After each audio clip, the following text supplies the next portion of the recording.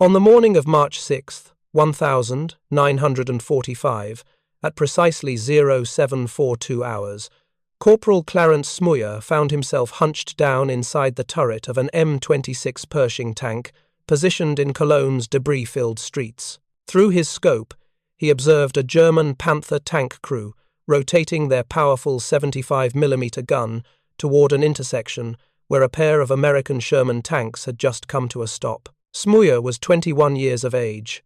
He'd spent 7 months fighting his way through France and Germany. 5 enemy tanks had fallen to his fire. The Panther unleashed 2 rounds. Both projectiles tore through the lead Sherman's gun shield, striking within mere inches of one another. 3 American crew members perished immediately. The tank commander attempted to escape, but his left leg had been severed below the knee. Smoyer's childhood was spent in Perville, Pennsylvania, deep in coal mining territory, where his father labored underground. He'd never thrown a punch in a fight. His single hunting experience, pursuing rabbit, had left him nauseated. Yet here he sat, positioned behind the gun sight of America's most formidable tank, watching smoke billow from a Sherman crew compartment located 2 streets away. By March of 1945, thousands of Sherman tanks had been destroyed by German firepower. The Panther outweighed the Sherman by a full 10 tons. The Tiger was even more massive.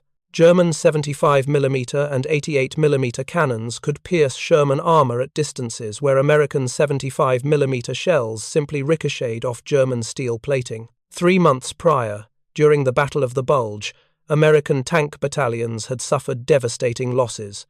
Entire companies watched half their vehicles destroyed in single battles. Crew survival statistics painted a grim picture. When your Sherman took a hit, you had mere seconds to evacuate before the ammunition ignited and transformed 33 tons of steel into a funeral pyre. The issue had been apparent since the Normandy landings. The solution had been postponed for 3 full years. Army Ground Forces Command, under Lieutenant General Leslie McNair's leadership, maintained that the Sherman was sufficient. Tank destroyers would engage enemy armor.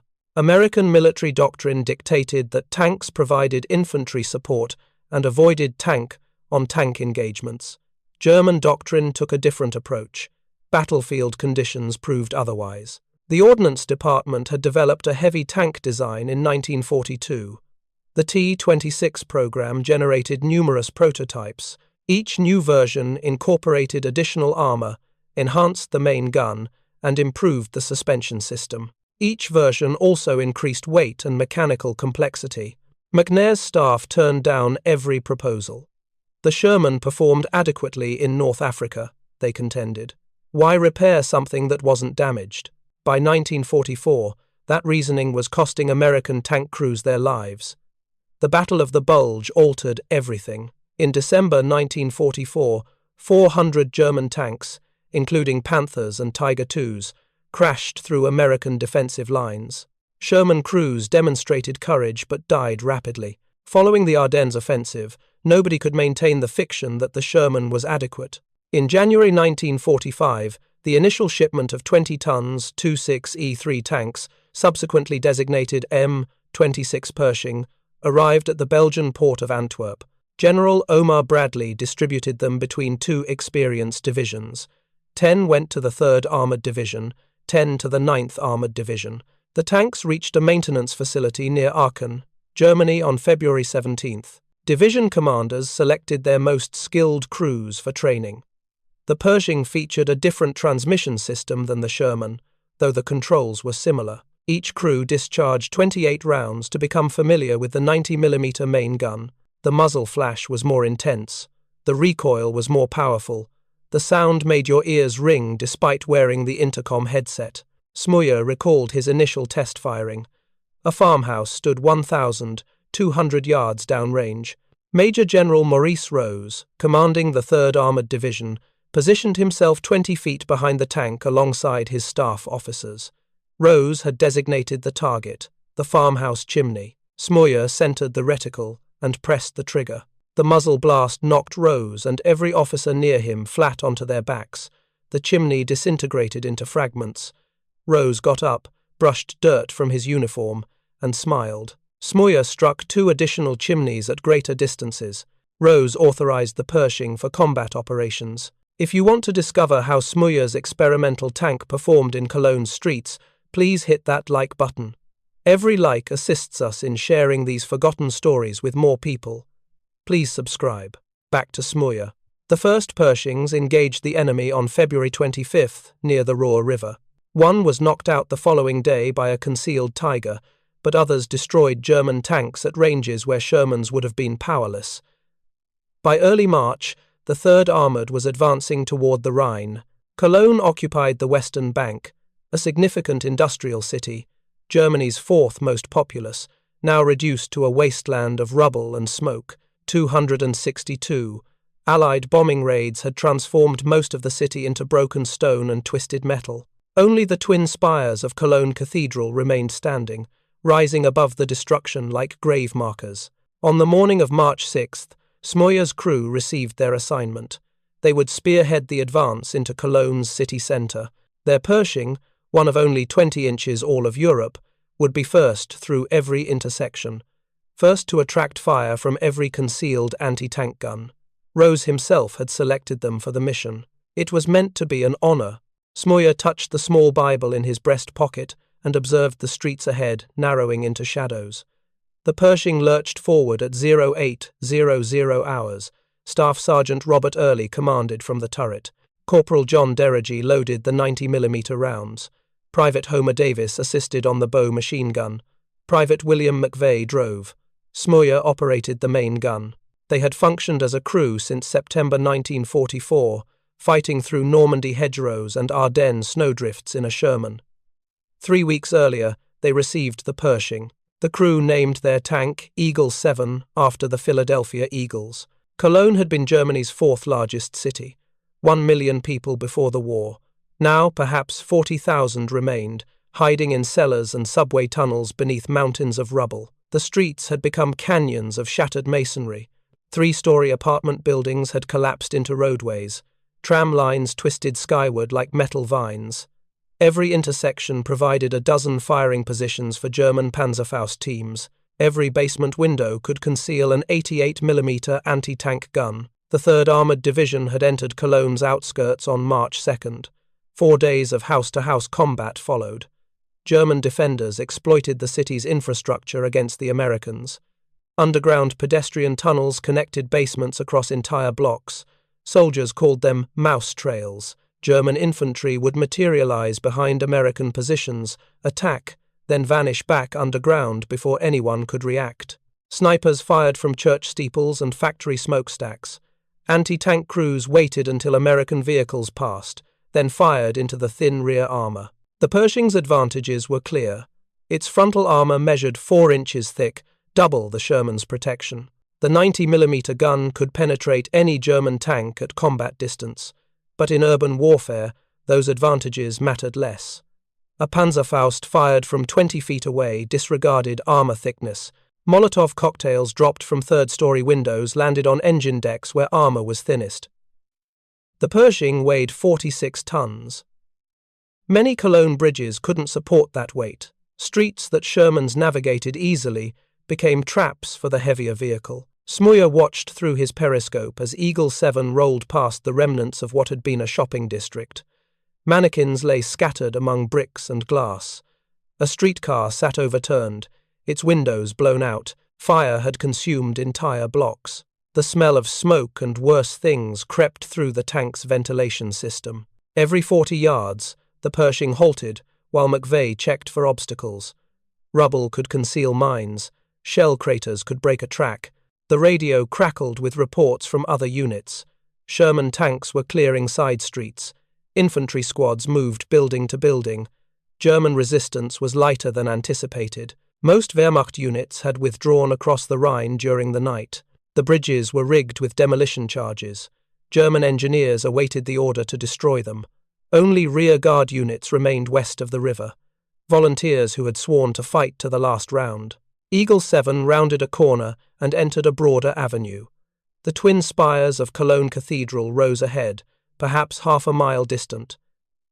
The cathedral had survived the bombing through what many called a miracle. 262 raids had reduced the surrounding city to fragments, but the medieval structure stood intact.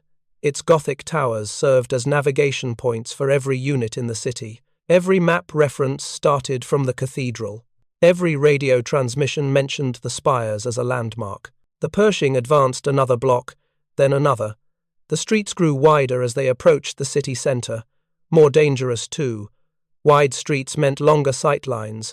Longer sightlines meant German gunners had more time to aim. Smoyer kept his eye pressed to the gun sight, scanning windows and doorways. His right hand rested on the turret traverse control.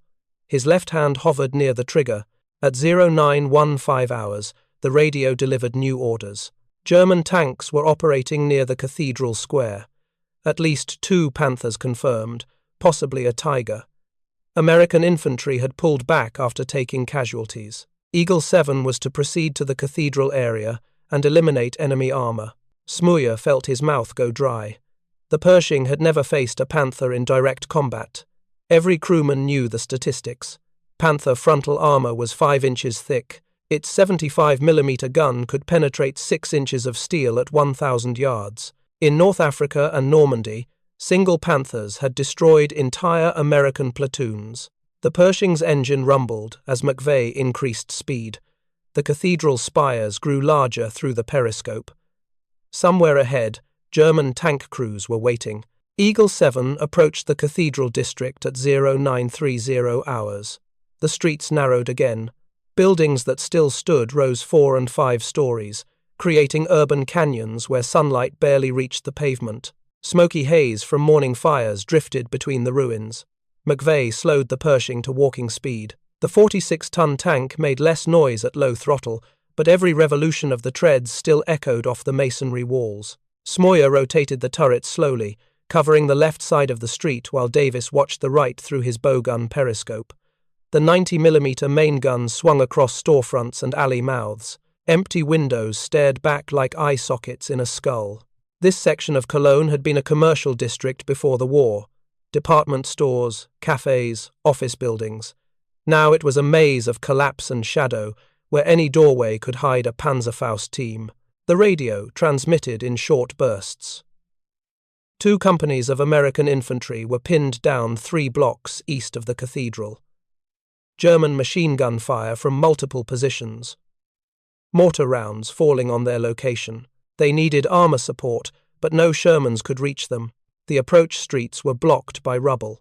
Only the wider avenue that Eagle 7 was following provided a clear path to the cathedral square. Another transmission came through. 2 Sherman tanks from F Company had attempted to reach the cathedral from the north. Both were operating without infantry support, dangerous in urban terrain, but F Company's riflemen were engaged elsewhere. The Shermans had orders to reconnoiter the square, identify enemy positions, then withdraw and wait for reinforcements. Early acknowledged the transmission. Eagle 7 would link up with the F Company Shermans near the cathedral. 3 American tanks could suppress enemy positions long enough for infantry to advance. Standard combined arms tactics. The kind of operation the 3rd Armoured had executed successfully dozens of times since Normandy. The Pershing rolled past a burned-out German half-track. Its crew lay nearby, killed by American machine gun fire sometime in the previous 24 hours. Beyond the half-track, the street opened into a small plaza.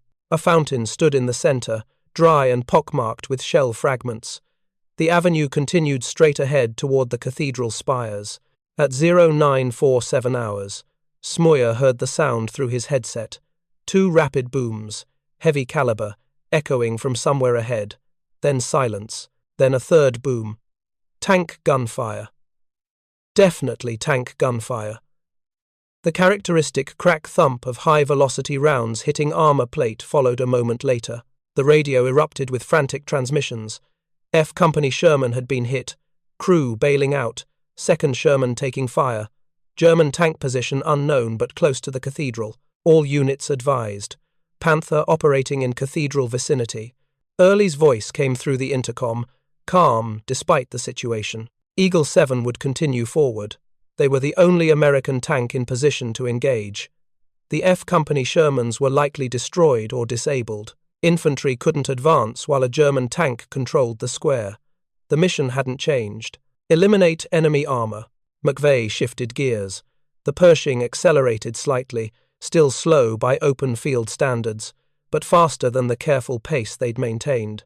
Speed meant noise. Noise meant the Germans would hear them coming, but speed also meant less time exposed in any single position. Urban combat was a calculation of risks. Smoyer checked his ammunition. The ready rack held 6 90mm rounds within arm's reach, 3 armor-piercing, 3 high-explosive. Dereji had positioned more rounds throughout the turret, organized by type. In a prolonged engagement, they could fire 20 rounds before needing to restock from hull storage. Against a Panther, the fight would likely end after the first 2 or 3 shots. Either Eagle 7 would destroy the German tank quickly, or the German tank would destroy Eagle 7. Armor versus armor combat rarely lasted long. The street ahead curved slightly left. Beyond the curve, the cathedral square would be visible. Somewhere in that square, or on the streets adjacent to it, a Panther crew was waiting. They'd already killed at least 3 American tankers. They knew more Americans were coming. Smoyer pressed his eye against the rubber cushion of the gun sight. His finger moved to the trigger. The turret traverse control felt solid under his right hand. Eagle 7 rounded the curve at 15 miles per hour, tracks clanking on the broken pavement, exhaust streaming from the engine grills. The cathedral spires filled the forward vision blocks. The cathedral square came into view at 0952 hours. The Gothic structure dominated the skyline, its twin spires rising 516 feet above the rubble. The plaza in front of the cathedral measured roughly 300 yards across. Once, it had been paved with stone. Now shell craters and debris covered the surface. The Hohenzollern Bridge was visible beyond the cathedral, spanning the Rhine. German engineers had rigged it with enough explosives to drop the entire structure into the river. Smoke drifted across the square from fires still burning in nearby buildings. Through the haze, Smoyer could see the first Sherman. It sat motionless in the middle of a street that ran perpendicular to Eagle 7's avenue. The tank was angled slightly, as if it had stopped suddenly. Smoke poured from the open commander's hatch. The gun tube pointed skyward at an awkward angle. McVeigh brought Eagle 7 to a halt, 1 block from the square. The Pershing sat in the shadow of a partially collapsed office building. From this position, the crew could observe the square without exposing themselves. Early studied the scene through his vision blocks. The Sherman had been hit at least twice, probably within seconds. Precision shooting, professional gunnery. The German tank crew knew their business. The second Sherman wasn't visible from Eagle 7's position. Radio transmissions placed it somewhere on the northern edge of the square, also disabled. That meant the German tank, or tanks, had clear fields of fire covering multiple approaches to the cathedral. Any American vehicle attempting to cross the square would be targeted immediately. Early made his decision. He would reconnoiter on foot. Leaving the Pershing exposed and stationary was dangerous, but advancing blind into a prepared ambush was worse. He needed to see the German tank's position before committing Eagle 7 to the attack. He climbed out of the turret hatch and dropped to the street. An American soldier appeared from a doorway 30 yards ahead. Technical Sergeant Jim Bates, Army Signal Corps. He carried a 16mm film camera and wore a rucksack loaded with film magazines. Bates had been assigned to document the 3rd Armored Division's operations since Normandy. He filmed combat footage, interviewed soldiers, recorded the liberation of towns and cities. His footage appeared in newsreels shown in American movie theaters. Bates had been with an infantry squad when the first Sherman was hit. He'd filmed the German tank's muzzle flash, the impact on the Sherman's turret, the crew attempting to escape. He had clear footage of the entire engagement. Now he wanted more. The presence of an American heavy tank in Cologne was newsworthy. A battle between the Pershing and a German Panther would be extraordinary. Early and Bates moved forward together, staying close to the building walls. They reached a corner where they could observe the cathedral square without exposing themselves. Early scanned the plaza methodically. The disabled Sherman was clearly visible. Beyond it, partially concealed by a side street, he spotted the Panther. The German tank sat in perfect ambush position. Its gun faced down the avenue where the Shermans had approached. The 75mm barrel extended from the angular turret like a finger pointing at the kill zone. The Panther's crew had chosen their position carefully. They could cover the entire square while remaining partially hidden. Any American tank entering from the north would expose its vulnerable side armor. Early studied the geometry. The Panther couldn't see Eagle 7's current position. The building blocked their line of sight. But if Eagle 7 advanced into the square, the Germans would spot them immediately. A frontal engagement across 300 yards of open ground favored neither side. Both tanks had guns capable of penetrating the other's armor at that range. But there was another option.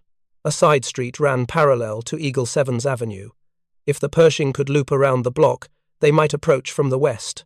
The Panther's gun faced north. Its turret would need to rotate to engage a threat from the west. Turret rotation took time.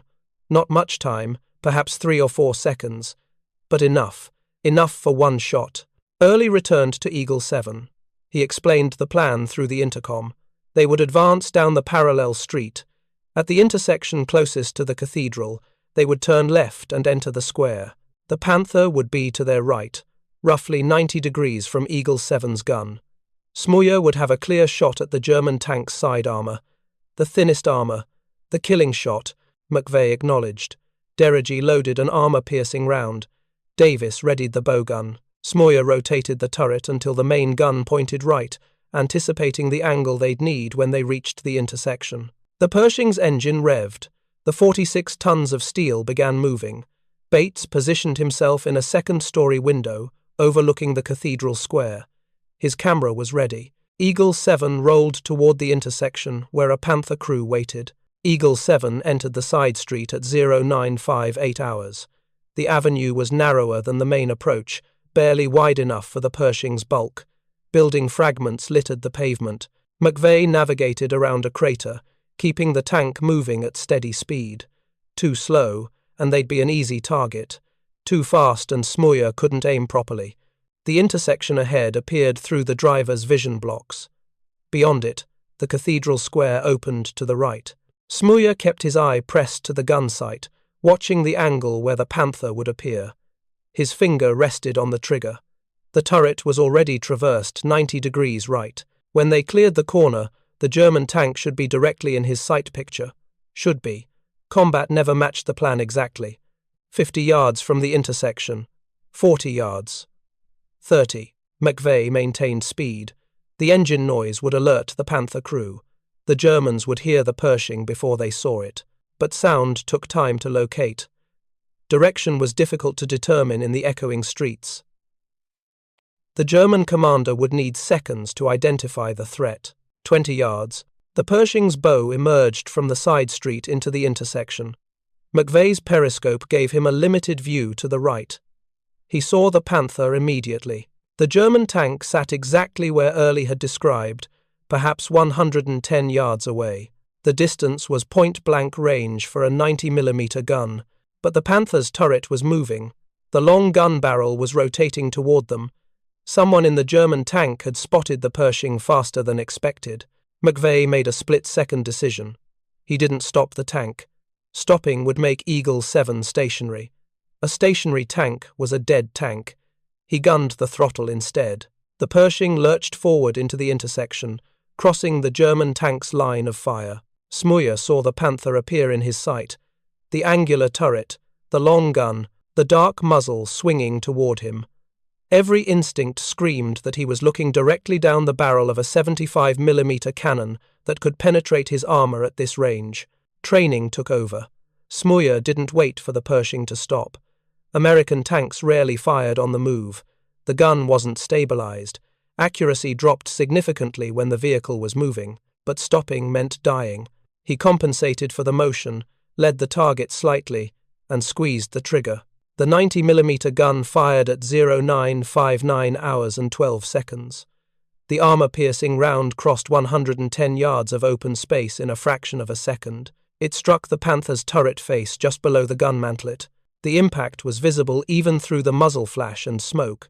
A shower of sparks erupted from the point of contact. Metal fragments spalled off the interior surface, turning into shrapnel inside the crew compartment. Inside the Panther, Oberleutnant Wilhelm Bartelborth tried to process what he was seeing. The tank that had appeared in the intersection was too low and angular to be a Sherman. It looked almost German. He hesitated. Was it friendly? The question lasted perhaps half a second. Then the impact came. McVeigh brought the Pershing to a stop in the middle of the intersection. Fully exposed now. No cover.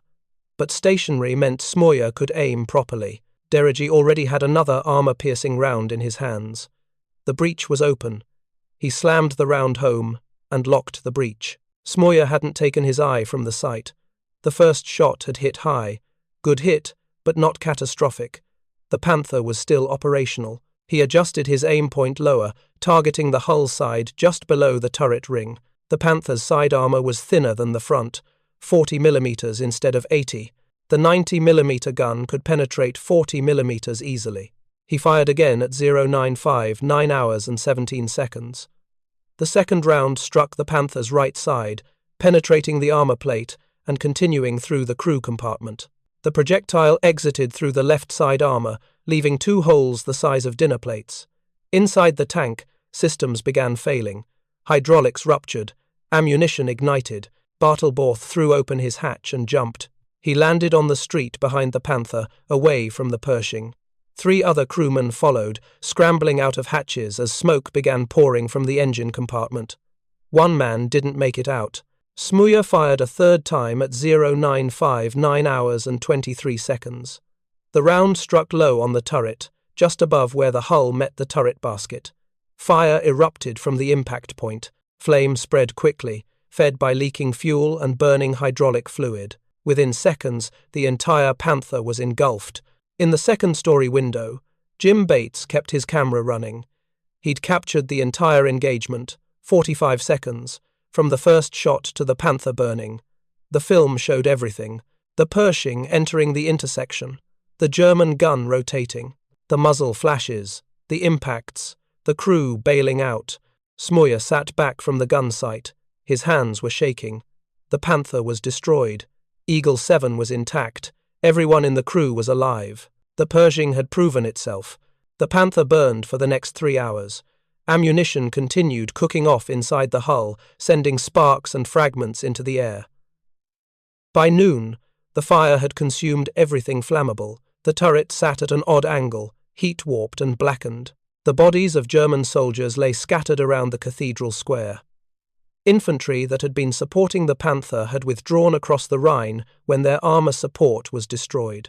American troops moved into the area by early afternoon.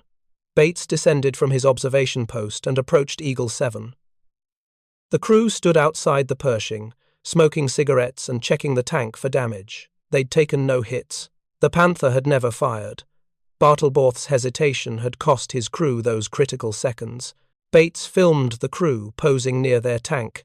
Smoyer stood to the side, uncomfortable with the attention. By 1400 hours, additional American units had secured the cathedral area.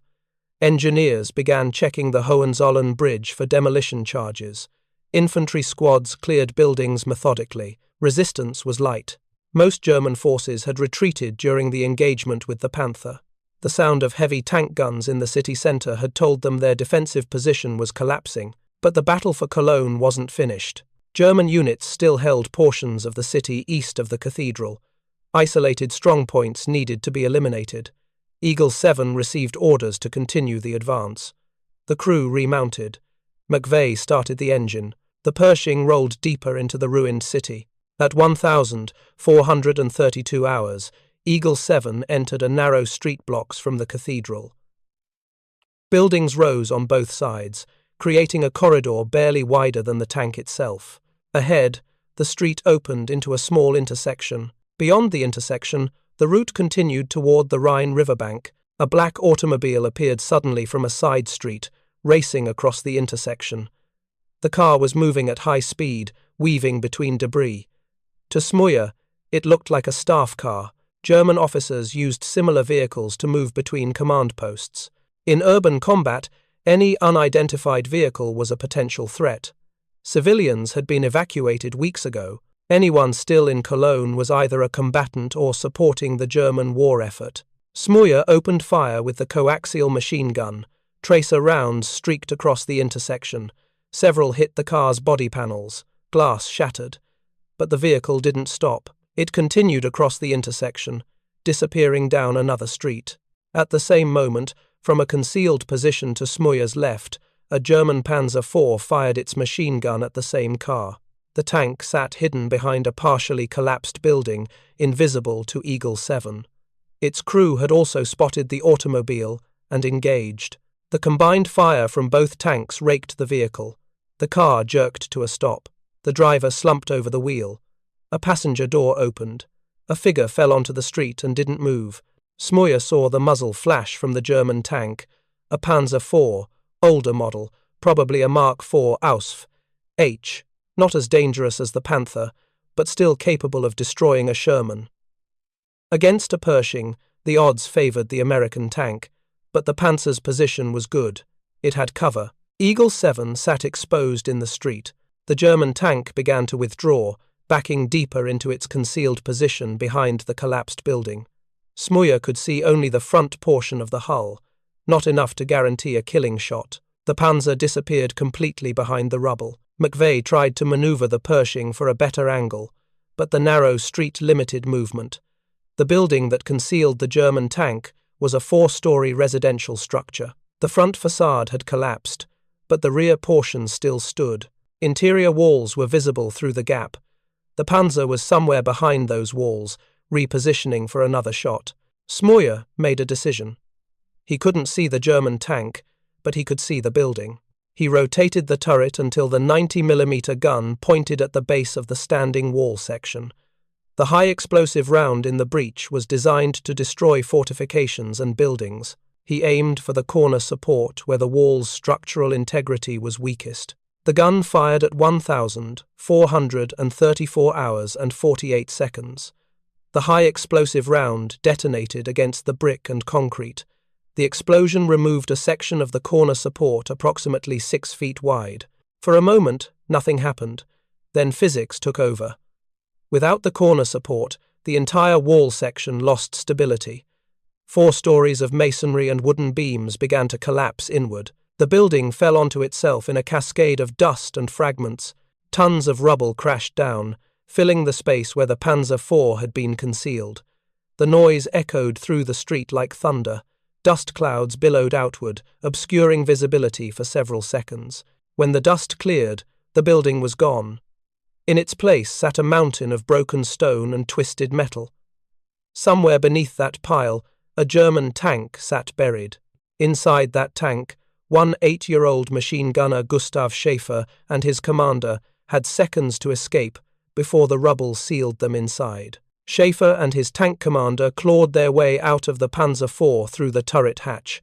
Rubble covered the tank's hull. Dust filled the air so thick it was difficult to breathe. They scrambled over broken masonry and twisted steel beams, moving away from the American tank before more rounds came. The rest of their crew remained inside the buried vehicle, attempting to extract themselves through other hatches. Within minutes, all 4 crew members had escaped. They disappeared into the ruins, making their way toward the Rhine. By nightfall, they'd crossed the river and surrendered to American military police. Eagle 7 continued operations in Cologne for another 2 days. The city fell completely to American forces by March 8th. Engineers secured the Hohenzollern Bridge before German demolition teams could destroy it, but other bridges across the Rhine had been blown. The cathedral stood intact, a Gothic monument rising above devastation. Bates's footage of the Panther engagement reached newsreel editors within a week. The film appeared in American movie theaters by late March. Smoyer's sister saw it at a local cinema in Pennsylvania. She recognized her brother and brought their parents to see the screening the following day. The 3rd Armored Division didn't rest. By March 10th, they were advancing east beyond the Rhine, pushing deeper into Germany. Resistance varied. Some towns surrendered without fighting. Other locations required house-to-house clearance. The Wehrmacht was disintegrating, but isolated units continued following orders. Fanatics and SS troops fought to the death. Hitler Youth members threw themselves at American tanks with Panzerfausts. On March 30th, Major General Maurice Rose was riding at the front of a column south of Paderborn. His command style hadn't changed. He still led from forward positions, refusing to direct operations from a rear headquarters. At approximately 1,800 hours, his jeep encountered a German tank unit that had broken through American lines. Tiger tanks blocked the road ahead. Rose's driver attempted to evade, but a Tiger commander cut them off. The German soldier emerged from the turret hatch and pointed a machine pistol at the jeep. Rose reached toward his holster, either to surrender his weapon or to resist. The German fired. Rose was hit multiple times and died instantly. He was the highest-ranking American officer killed by enemy fire in the European theater. His body was recovered the next day by elements of the 3rd Armored Division. Smoyer's unit was part of the recovery operation. Rose's death affected the entire division. Soldiers who'd served under him since North Africa struggled with the loss. He'd been a demanding commander, but fair. He'd taken the same risks he asked of his men. His funeral was held at the Netherlands American Cemetery in Margraten. Thousands attended. The war continued. The 3rd Armored pushed east through April, encountering pockets of resistance that collapsed quickly once engaged. By late April, German units were surrendering en masse. The Wehrmacht had ceased to exist as an organized fighting force. On May 7th, Germany surrendered unconditionally. May 8th was declared Victory in Europe Day. Smoyer remained in Germany through the summer as part of the occupation force. Eagle 7 was eventually shipped back to the United States for display and study. The Ordnance Department wanted to analyze the Pershing's combat performance. Engineers documented every scratch and dent on the armor. Ballistic experts measured the gun barrel wear. Maintenance crews noted mechanical issues. By September 1945, Smoyer received orders to return home. He sailed from Bremerhaven to New York aboard a troop transport. The voyage took 8 days. He arrived at Fort Dix, New Jersey, for processing. Within a week, he received his discharge papers. Corporal Clarence Smoyer, United States Army, Service Number 334900086, was released from active duty on September 24, 1945. He returned to Pennsylvania, to Laheyton, where his parents still lived, to familiar streets and people who remembered him as the quiet kid who'd never wanted to fight. He found work at a cement plant. He married Melba Whitehead in 1946. They had 3 children. He rarely spoke about the war, but the war hadn't finished with him. At night, he dreamed about Cologne, about the cathedral spires rising above smoke, about the Panther burning in the square, and about a black automobile racing across an intersection, caught between American and German guns, about a figure falling from the passenger door onto the cobblestones. That image would haunt Clarence for the next 68 years. For decades, Smoyer carried the weight of that moment. The woman in the car, the figure that fell to the street. He didn't know who she was. He didn't know if his bullets had killed her, or if the German tank's fire had been responsible. He knew only that she was dead and that he'd pulled the trigger. His wife Melba noticed the nightmares. He would wake up swinging his fists at enemies only he could see. The memories were so vivid that decades felt like days. His son Barry died of a heroin overdose in the 1,970 seconds. Melba developed Alzheimer's disease and eventually forgot his name. She passed away in 2017, after 71 years of marriage. The people who had anchored Smoyer's civilian life were gone. The war remained. In 1996, at age 73, Smoyer saw Jim Bates's footage of Cologne for the first time. A documentary about the 3rd Armored Division included the cathedral duel, but the footage also showed something Smoyer had never seen clearly during the battle: the black automobile, the machine gun fire, the passenger falling from the car. A woman. Young. Dead. The image confirmed what Smoyer had feared. For 50 years, he'd killed a civilian. The knowledge was crushing, but it also created a need for resolution. He wanted to know who she was. He wanted to apologize to her family. He wanted forgiveness, though he didn't believe he deserved it. In 2013, at age 89, Smoyer returned to Cologne. A German journalist had researched the incident and identified the victim. Katharina Esser, 26 years old, the youngest of 4 sisters. She'd cared for her parents while her sisters married and started families. She worked as a clerk in a grocery store and took night classes in home economics. On March 6, 1945, she and her boss had attempted to escape the city. They were caught in the crossfire. The journalist arranged a meeting at Esser's grave. Smoyer arrived, expecting to be alone with his guilt. Instead, he found Gustav Schäfer waiting for him, the German gunner whose Panzer IV had also fired at the car, the man who'd been buried under rubble when Smoyer collapsed the building. They were both 68 years older than they'd been in 1945. Both carried the same memory. Both believed they'd killed Katharina Esser. They met on the cathedral steps. Smoyer extended his hand. Schäfer took it. They walked together to the mass grave where Esser was buried along with other civilian casualties. Neither man knew whose bullets had killed her. Perhaps both. Perhaps neither. The chaos of urban combat made certainty impossible. What mattered was that they'd both fired. They shared responsibility. They shared guilt. Schäfer placed yellow roses on the grave. Smoyer knelt to do the same and lost his balance. Schäfer caught him before he fell. Two old men who'd tried to kill each other 68 years earlier now held each other up at the grave of the woman caught between them. They became friends. Letters crossed the Atlantic. Video calls connected Pennsylvania and Germany. They discussed the war, not as enemies, but as men who'd survived it and were trying to understand it. Schäfer died in 2017. Smoyer sent flowers to the funeral with a note. "I will never forget you. Your brother in arms, Clarence." On September 18, 2019, Clarence Smoyer received the Bronze Star for Valor at a ceremony in Washington.